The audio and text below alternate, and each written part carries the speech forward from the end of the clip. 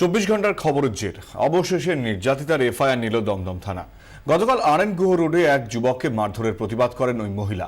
সশস্ত্র হামলাকারী তখন তার শ্লীলতাহানি করে বলে অভিযোগ। মহিলার বাড়িতে ঢুকে ধর্ষণের হুমকিও দেওয়া হয়। দমদম থানায় অভিযোগ জানাতে যান মহিলা, কিন্তু পুলিশ এফআইআর না লিখে জিডি লিখেই দায় সারে।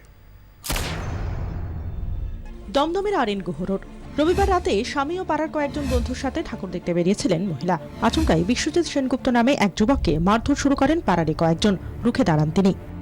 সাহার টিমের ছেলেরা আমাদের পাড়ার ছেলেকে, বিশ্বজিৎ সেনগুপ্ত নামে একটা ছেলেকে প্রচণ্ড মারধর করে।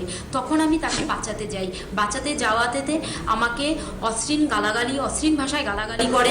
পাল্টায় মহিলার ওপর চড়াও হয় দুষ্কৃতীরা। শুরু হয় অকথ্য ভাষায় গালিগালাজ। বাদ যায়নি শ্লীলতাহানির চেষ্টাও। আমাকে শ্লীলতাহানির চেষ্টা করে। আমার দেখুন হাতে ফাতে সব জায়গায় দাগ রয়েছে। এমনকি বাড়িতে চড়াও হয়ে সশস্ত্র দুষ্কৃতীরা তাকে ধর্ষণের হুমকি দেয়। তাদের কাছে আর্মস আছে, তোদের আর্মস নিয়ে এখনই গুলি করবো বাড়িতে যেয়ে। তার 2 মিনিট বাদেই তার কেস পার্টনার গোপাল দাসকে পাঠায় আমাদের বাড়ির নিচে। সে এসে আমার হাজবেন্ডকে মার্ডার করার হুমকি দিয়েছে। রাতে থানায় যান নির্যাতিতা, কিন্তু অভিযোগ দমদম থানা এফআইআর নিতেই যায়নি। সামান্য জিডি করেই ছেড়ে দেওয়া হয় তাকে। থানায় গেছি, ওখানে জাস্ট ফার্স্টে কেস নিচ্ছিল না, নেওয়ার পর জাস্ট একটা জিডি নিয়ে আমাদের ছেড়ে দিয়েছে। সকালে 24 ঘন্টার খবর সম্প্রচার হতেই নড়েচড়ে বসে পুলিশ। তড়িঘড়ি তাকে ডেকে শ্লীলতাহানির মামলা দায়ের করা হয়। শুরু হয়েছে তদন্ত। ব্যুরো রিপোর্ট 24 ঘন্টা।